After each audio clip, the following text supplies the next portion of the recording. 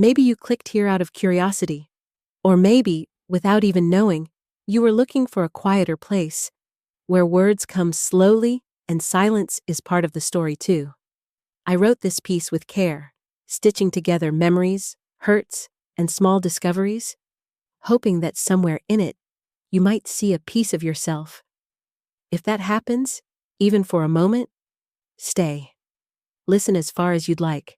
And if it moves you, leave a small sign, a comment, a thought, even just a quiet, "I'm here." Sometimes, that's all it takes to remind us we're not alone. And if you feel like keeping me company a little longer, you know the gentle ways: a like, a share, or joining this space with a subscribe. No pressure, just presence. I was packing up for the night when the subject line slid into my inbox like a dare. The truth about their family isn't in the flashbulbs, it's in the dirt on their shoes. No sender name I recognized, a burner address, one sentence, and a drive link. If you work at a local paper long enough, you learn two things. Most tips are noise, and the good ones never look like it. I hovered over the link and did what our IT guy has trained into us. I didn't click. I forwarded it to the Sandbox account, shut my laptop halfway, then reopened it.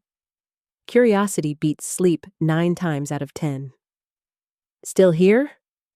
my editor Nate said from the doorway. He had his coat on, one arm in, one arm out, the posture of someone who's been working since college newspapers and never figured out how to leave on time. "Got a tip?" I said. "Could be nothing."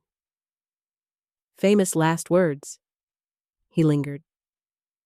30 seconds? I read him the sentence. He raised an eyebrow. Dramatic. Also, shoes? Allegedly a family that looks good on camera. The dirt's the story. He grimaced. "If this is another influencer day in the life, I'm begging you." "I know. I'll run it safe." I opened the Sandbox machine, a chunky old laptop we keep in a drawer exactly for moments like this, and typed in the link. The folder bloomed open, /house/video/screenshots/docs/emails. Not well organized, not random either. Someone had spent late nights dragging files into place until their eyes burned. A line of thumbnails waited, quiet hallways, shoes lined up near a door, a living room with soft lighting, and a little too much beige. I clicked a short clip first, muted, just to see. The preview frame showed a hallway runner and the hem of a t-shirt. I slid the volume up one notch. A woman's voice, crisp Midwest vowels. "If you're living here rent-free, act like help." A second voice laughed, male, older. A third voice recorded from too far away. There was scuffling, not a fight, not frantic. Just movement. I froze the frame and took a breath. The video was tight, badly framed like something shot from hip level. I scrubbed forward 3 seconds. A suede heel entered the frame. A hand, the edge of a t-shirt being used like a cloth. I stopped the video. Sometimes you know, in the first 30 seconds, that you're either looking at a hoax or at something you won't be able to unsee. This didn't have the theatrical timing hoaxes love. There were no zooms, no big reveals, no viral-ready captioning burned in. It had the boring details real life carries around. A janky wall outlet missing its faceplate, a college magnet on the fridge from a school 2 states away, a dog's tail thumping just out of frame. I opened the docs folder, PDFs of a non-profit's annual gala program. A familiar logo. I'd covered them last spring when they launched a mentoring initiative for women's dignity in the workplace. My byline was still pinned on our homepage for that week. I remembered the board photo, a smiling woman in a navy dress, hand on hip. The name on the program matched the photo. Elaine B. Whitcomb, Senior Advisor, RETME. I leaned back. Nate was still in the doorway. "Anything?" "Maybe," I said. "You remember Dignity Works? The one with the gold leaf programs, yeah? Her name's in here. Retired, listed as an advisor. There's video that would make the word dignity choke. He stepped inside and set his bag down. Chain of custody? Unknown. But there's metadata. I right-clicked on a still photo.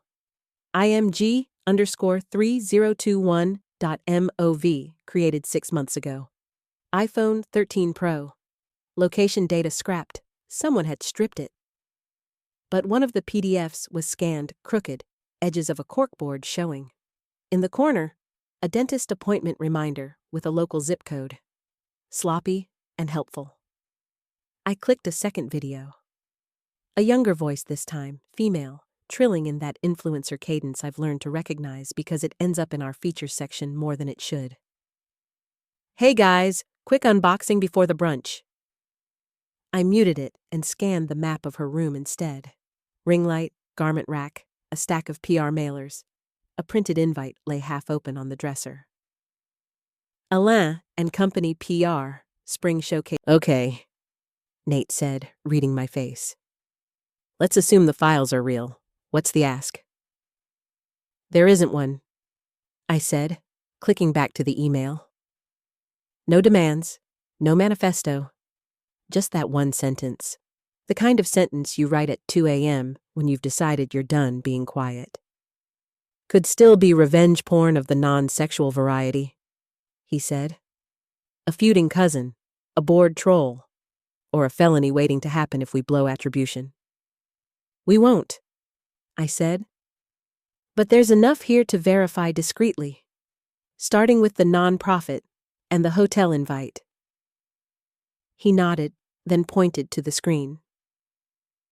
Open 3 files, no more tonight. Then go home. We do this clean. You know the drill. Don't contact the subjects until you've got independent corroboration. And for the love of liability, get consent if any of this was recorded in a space with an expectation of privacy. I knew the drill. We all did. We run lean. We fact-check harder because we can't afford not to. I opened one more clip. This time, the camera angle was different. Lower, like it had been set on a shelf and left running. You could see a couch, a pair of legs under a silk robe, a hand flipping idly through a phone. Off-screen, the same older woman's voice. Back straight. Don't slouch. You're on your knees, not dead. The line dropped like a stone in my stomach. Not because it was the worst thing I'd heard. Because it was the kind of thing people say when they've spent years practicing how to sound normal while doing something cruel. I closed the window. Tomorrow, Nate said. Pitch me at 10. If this is real, we move methodically. IT will scrub the files. Legal will want to look. And Anna. I know, I said. No heroes, no stunts. He smiled the tired smile editors make when they mean, please don't get me sued. Go home. I didn't go home. I went to the break room and poured whatever passed for coffee at 9:30 p.m. Then I opened a fresh email in a separate burner account we keep for sources, typed slowly. If you're the original recorder of these files, I need to confirm chain of custody and consent. I won't publish your name. I won't publish anything without independent corroboration. If you want to talk safely, reply with a time and a number, or propose a secure channel you trust. I paused, then added, if you're not the original recorder, but you have direct knowledge of the events, tell me how you got these files, and why you sent them to me. I hit send, and stared at the sent folder the way you watch a dark window for movement. Nothing. Of course nothing. People don't pour their lives into your inbox and then reply on your schedule. I packed up for real this time. On my way out, I passed the wall with the cheap frames, our paper's awards, some older than I am. One headline about a judge's resignation, another about a school board quietly reshuffling funds, stories where the first tip looked like spam until someone put the hours in. In the elevator, my phone buzzed. New mail, same burner address. No greeting, no sign-off. Just 4 words. Start with the shoes. I looked up at my reflection in the elevator's brushed steel and pressed the button for the lobby again. as if writing down a second time might buy me clarity. Start with the shoes, not with the nonprofit, not with the brunch. The shoes. Back at my desk, I reopened the first video and forced myself to watch the first 10 seconds without pausing. Suede heels. A scuff on the toe shaped like a comma. When the wearer shifted, the insole flashed just enough to catch a logo, an understated brand that only shows its name in microprint. The kind PR sends to people they want to be seen in photos. People like aspiring influencers, people whose mothers sit on nonprofit boards about dignity. I took a still, zoomed in, the logo resolved enough to read. Next to it, a size number, US sizing. Not a knockoff. A boutique brand we've covered in lifestyle blurbs before. I opened a new note, titled it Shoes, Start Here, and typed 3 lines. Model likely, S.86 suede pump, sand. Retailers, 3 within 50 miles, 1 is the Briar Hotel's in-house boutique. Cross-check, influencer Instagrams tagged with brand last 6 months. I closed the laptop. This time, I actually left. The night air outside the building was cold and honest. Downtown was mostly dark. Our city sleeps like it has a day job. I walked to my car thinking about the sentence that landed in my inbox, the one that sounded like a riddle and a confession at the same time. If you stripped the drama out of it, it was still plain. Forget the staged photos. Look where life gets messy. I turned the heater on and watched the windshield fog clear in a slow rectangle. Somewhere, someone had decided to stop cleaning up after a family that loved cameras. They sent their mess to a stranger. I came in the next morning with a thermos of coffee and the same sentence echoing in my head. Start with the shoes. The newsroom was quieter than usual, just the hum of the HVAC and a copy editor muttering at a headline. I slid into my desk, booted the Sandbox laptop, and opened the folder again. The first file hadn't changed, of course. Same bad framing, same muted hallway light. But this time, I let it play all the way through. A girl knelt on the floor, dragging the hem of her t-shirt across a pair of suede pumps. She wasn't scrubbing like you'd clean a floor. She was moving slowly, mechanically, like she'd done it before. Off-screen, a woman's voice cut through. Crawl faster, servant. The tone was sharp, almost casual. Not rage, not frustration. Just the voice of someone who had said this kind of thing enough times that it rolled out of her mouth without effort. A man laughed in the background, a deep, phlegmy chuckle. The kind of laugh you give when you're not laughing at a joke, but at a person. Another voice, maybe a teenager, snickered like they were watching a prank video. The girl on the floor didn't look up. She just shifted position, straightened her back, and kept wiping. I paused it there. If I'd stumbled across this clip cold on the internet, I'd assume it was staged. Some weird performance piece meant to shock, or maybe a fetish video with the edges blurred. But this wasn't cut for drama. It was awkward, long, the kind of clip you delete because it doesn't hold attention. Except someone hadn't deleted it. Someone wanted me to see the whole thing. I checked the metadata again. Same phone model, 6 months old, location still stripped. Then I opened the next folder, Docs. A scanned flyer from a gala dinner, crooked on the page. At the top, Dignity Works, annual benefit, honoring Elaine B. Whitcomb. The same name I'd spotted the night before. Former senior advisor. Smiling in photos on their website. A woman who'd built her reputation on empowerment, on speeches about treating women with respect in every sphere. Another file, a scanned lease document. Address, a 3-bedroom house on the west side. Cross-reference with county property records confirmed it. Owned by Thomas and Elaine Whitcomb. The husband, Tom, served as vice president of the neighborhood council, a fact that came up in more than one local story we'd run about zoning disputes. The last folder was labeled Screenshots. I hesitated before opening it. Screenshots always feel invasive, like reading over someone's shoulder. But that's the job. You don't get to look away. Text exchanges filled the screen. She's useless. At least Belle has a future. She should be grateful we even keep her here. Stop cooking when Belle's filming. You're ruining the audio. The contacts were saved under Mom, Dad, and Belle. The timestamps matched the months leading up to the video. I sat back in my chair, rubbed my eyes. It was one thing to watch a badly lit clip of a girl cleaning shoes. It was another to have names, addresses, gala programs, property records. This wasn't some abstract cruelty floating online. This was a family people in this town actually knew. A family that sat on boards, posed for PR photos, smiled for holiday cards. Nate walked past and caught me staring at the screen. Anything new? Yeah, I said. It's not just drama. There's a paper trail. He leaned over, scanned the lease address. West Side. That's pricey. Fits the profile.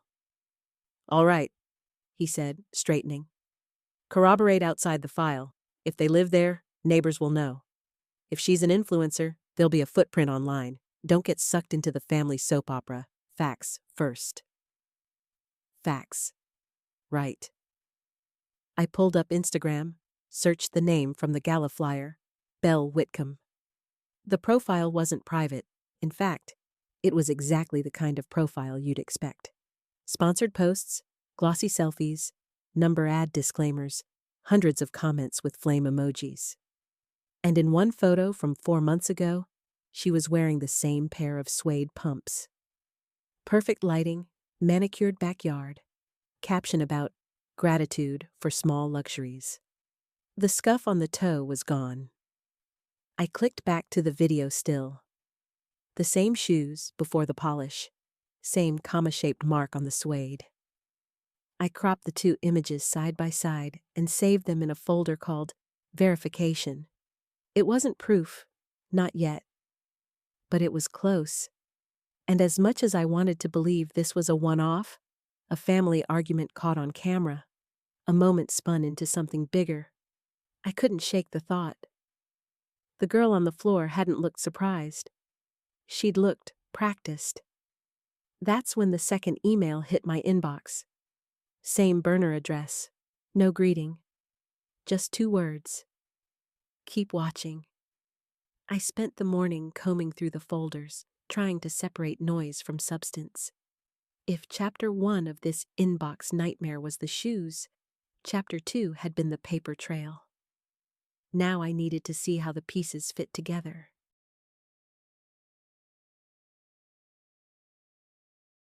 The folder labeled /clips 2/ had a thumbnail of a ring light.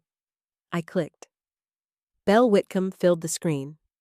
Hairstyled, makeup sharp but effortless. The tone I'd heard in 100 influencer reels. Ladies, remember, confidence isn't given, it's claimed. Don't let anyone tell you you're less than a diamond. Every scar, every stumble, it's all part of your shine. The chat window on her live stream buzzed with hearts and praise. Preach, queen. So inspiring. Love this. It was polished, it was on message, and it was completely at odds with the second file that sat waiting in the /audio/folder. I opened it. The same voice, but sharper, rawer, no filters. You're a parasite, you hear me? A parasite. You suck the air out of this house. You don't even deserve your own room. There was no ring light here, just the harsh echo of a kitchen tile floor, a faint sound of a fridge humming. I paused the audio, then replayed the end of the live stream. Belle blowing a kiss to the camera, thanking her followers for choosing kindness every day. The whiplash was almost physical. I'd seen contradictions before. Politicians preaching family values while covering up scandals. CEOs talking sustainability while dumping waste. But this was a 22-year-old girl whose brand was her personality. And the brand said empowerment, while the receipts screamed cruelty. I pulled up her Instagram again. Belle, in a designer robe, captioned, "Never forget your worth. 1,000,000 likes." Then I clicked back to the video still from last night, a sister on her knees, using her shirt to wipe Belle's shoes. It wasn't just hypocrisy, it was theater. And thousands of people were buying tickets every day. I started jotting in my notebook. Public Belle equals empowerment, self-love, resilience. Private Belle, Charles, derogatory, abusive power games. Mother Elaine equals dignity, advocate nonprofit board. Father Tom equals community leadership role. Pattern equals curated image versus lived behavior. This wasn't a one-off scandal. It was a whole ecosystem of pretense. My phone buzzed again. Another email. Same burner. This one had no text at all, just an attachment. A photo of Belle posing with her mother at the Dignity Works Gala, both in gowns, holding crystal awards. Behind them, a banner that read, "Real women. Real strength." The photo itself wasn't new. It had run in the society pages a year ago. But now, placed next to the clips, it looked like a punchline. I leaned back in my chair and thought about what Nate had said yesterday. Facts first. Don't get pulled into the soap opera. But here was the fact. This family had built their social credibility, their jobs, their sponsorships, on an image of strength and compassion. And behind closed doors, that strength was being used as a weapon against the one person who couldn't fight back. That contradiction, it wasn't just a side note. It was the whole story. And whoever sent me these files wanted me to feel it. I spent the morning combing through the folders, trying to separate noise from substance. If Chapter 1 of this inbox nightmare was the shoes, Chapter 2 had been the paper trail. Now I needed to see how the pieces fit together. The folder labeled /clips, 2/ had a thumbnail of a ring light. I clicked. Belle Whitcomb filled the screen. Hair styled, makeup sharp but effortless. The tone I'd heard in 100 influencer reels. Ladies, remember, confidence isn't given, it's claimed. Don't let anyone tell you you're less than a diamond. Every scar, every stumble, it's all part of your shine. The chat window on her live stream buzzed with hearts and praise. Preach, Queen. So inspiring. Love this. It was polished, it was on message, and it was completely at odds with the second file that sat waiting in the /audio/folder. I opened it. The same voice, but sharper, rawer, no filters. You're a parasite, you hear me? A parasite. You suck the air out of this house. You don't even deserve your own room. There was no ring light here, just the harsh echo of a kitchen tile floor, a faint sound of a fridge humming. I paused the audio, then replayed the end of the live stream. Belle blowing a kiss to the camera, thanking her followers for choosing kindness every day. The whiplash was almost physical. I'd seen contradictions before. Politicians preaching family values while covering up scandals. CEOs talking sustainability while dumping waste. But this? Private Belle. Derogatory, abusive, power games. Mother Elaine equals dignity, advocate nonprofit board.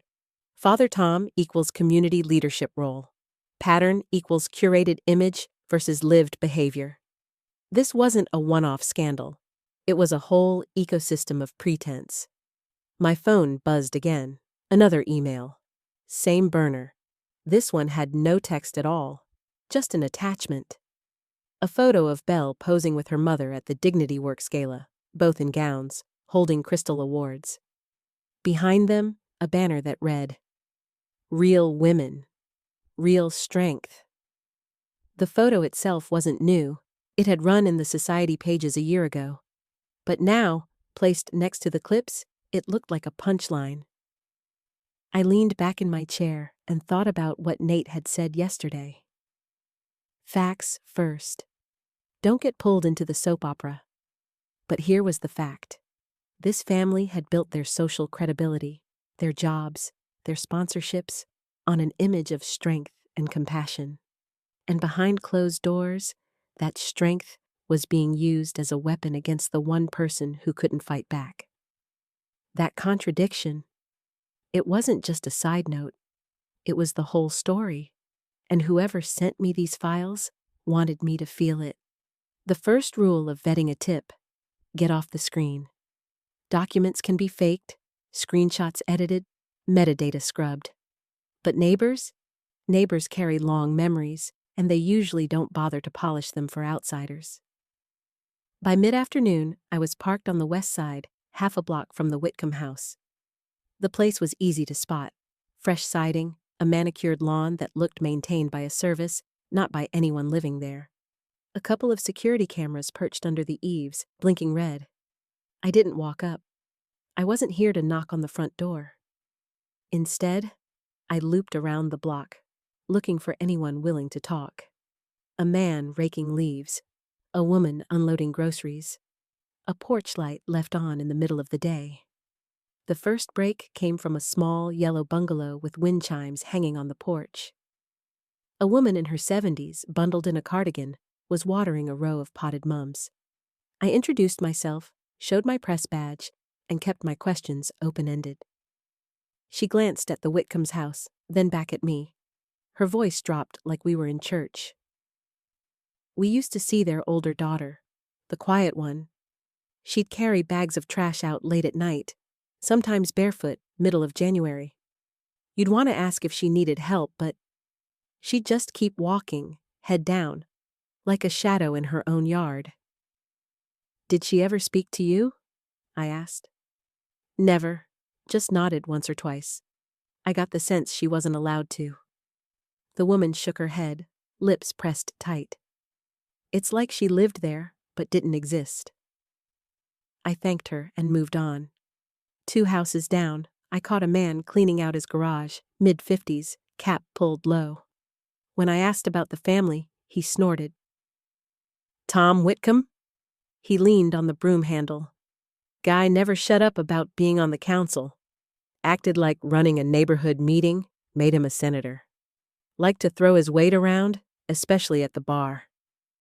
And God help you if you brought up his older kid." "What do you mean?" "Always talking her down. Dead weight. Never amounted to anything. Said it loud, too. Everyone knew he had 2 daughters, but only one counted. The younger one, Belle, she's the star, according to him. The other," he shrugged, "might as well have been invisible." That word again. Invisible.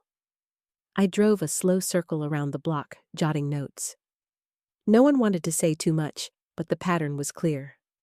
A family obsessed with appearances, a father puffed up with borrowed authority, a mother polished in nonprofit circles, a daughter living half her life online. And in the middle of it all, someone who barely registered as present. As I passed the Whitcomb driveway, a black SUV nosed out, tinted windows rolled high. For a second, I thought it might be Tom himself, but the driver never looked my way, just eased into traffic like they had somewhere more important to be. Back at the newsroom, I laid out the notes next to the screenshots and clips. The neighbors hadn't contradicted anything in the files. In fact, they'd made it worse. Because now, it wasn't just a sister's claim or an anonymous leak. It was a community that had watched and chosen silence. When I checked my inbox again, there it was. Another email. Same burner, same lack of greeting. Just 3 words this time. "You're getting closer." The new folder wasn't labeled like the others. No neat categories, no docs, clips, or screenshots. Just a single word: notes. Inside were scans of old notebook pages. Some were lined paper, the kind you'd rip from a spiral binder. Others were scraps torn from legal pads, bent and smudged. Whoever scanned them hadn't tried to crop the edges.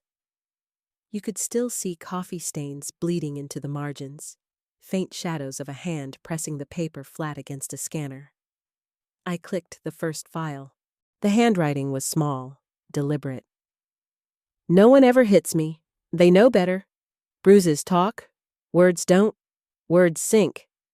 They make you smaller until you're a wrinkle in the rug no one notices. Another page. Belle gets the spotlight. Dad gets the beer. Mom gets to brag about dignity at fundraisers. I get to fetch, polish, scrub, disappear. That's the balance of things. I leaned closer, reading each line twice, like there might be a hidden code. Some entries were dated 3, 4 years back. Others had no timestamp at all. One described the sound of her father laughing whenever her mother scolded her. Another described the sting of a winter sidewalk on bare feet because she wasn't allowed to wear shoes in the house after tracking mud once. I flipped through the scans faster, the words stacking into a rhythm. Invisible isn't the same as safe. Every family photo is a lie. They only keep me because leaving me out would raise questions. And then one that stopped me cold. If I ever want the world to know, I'll have to hand the evidence to someone who can't look away. Someone paid to keep their eyes open. Someone who still believes truth matters. I stared at that line longer than I should have. My own reflection ghosted back at me from the screen. Tired eyes, coffee mug half empty. It felt less like a diary entry and more like a message. I paged through until the final scan. A simple paragraph, written in the same cramped handwriting. If you're reading this, you already know. The files are mine. The voice is mine. The dirt is mine. I'm the one they call worthless. I'm the one you saw on the floor. But I'm not nameless. Not anymore. Not once you decide to write. I sat back hard in my chair. The anonymous email, the drive link, the scuffed shoes, it all pointed back to the same source. The older sister, the one left invisible. She wasn't just sending out evidence to wreck her family. She was building a record, a case. But why me? Why our paper? We weren't the Times, we weren't national. At best, we broke zoning scandals and small-town corruption. The question gnawed at me as I read the line again. Someone who can't look away. Maybe that was the point. She didn't want a viral takedown on a gossip site. She wanted someone who'd sit in a quiet newsroom and connect the dots methodically. Someone who'd treat her story like more than clickbait. I checked my inbox. Sure enough, another burner email had arrived. One sentence. You're not writing yet. You're listening. I closed my laptop and rubbed my temples. Whoever she wasn't rushing me. She wanted me to see everything, hear it in her voice, read it in her own words before I thought about ink. And for the first time, I realized this wasn't just about exposing a family's hypocrisy. This was about reclaiming a voice they'd spent years erasing. The email came the night before. No text, no context, just another file dropped into the drive. This one was shorter than the others. Belle's voice was unmistakable, pitched high with irritation. Make sure they're spotless this time, Cinderella. You're lucky to even touch them. The clip showed her tossing a pair of heels at her sister, the camera catching the smack of suede against a hardwood floor. The older girl bent to pick them up, silent. I watched it twice, then opened Instagram. Belle had posted a story an hour earlier, an invite to a spring showcase brunch hosted by a luxury brand at the Briar Hotel. Same place I'd clocked in the earlier screenshots. Coincidence? Probably not. I showed the clip to Nate the next morning. If this is staged, it's elaborate, I told him. If it's real, it's about to break in a very public way. He gave me the look editors give when they can't stop you but want you to know the liability memo is already half written. Fine, you go. You observe. No interventions. And Anna, don't even think about plugging a USB into a hotel projector. If this plays, it's not us. The Briar's ballroom was everything you'd expect. White tablecloths, tiny pastries on tiered stands, a dozen PR staffers shepherding influencers into good light. Belle swept in like she belonged there, hair glossed, robe swapped for a designer dress. The kind of entrance made for a feed. I kept my distance, notebook in hand, press badge tucked out of sight. I wasn't here as media, I was here as a witness. Halfway through the brunch, the MC stepped up to thank partners who embody authenticity. A screen behind her flickered to life. At first, it was standard fare. Clips of campaigns, smiling faces, hashtags. Then it wasn't. The video shifted. The same living room I'd seen on my laptop. Belle's voice, unfiltered. Crawl faster, servant. Laughter in the background. Then the shoe toss. The hissed insult. The silence of a sister on the floor. The room froze. Forks stilled midair. A PR rep sprinted toward the AV table. Too late. The clip ran its full 30 seconds before the screen went black.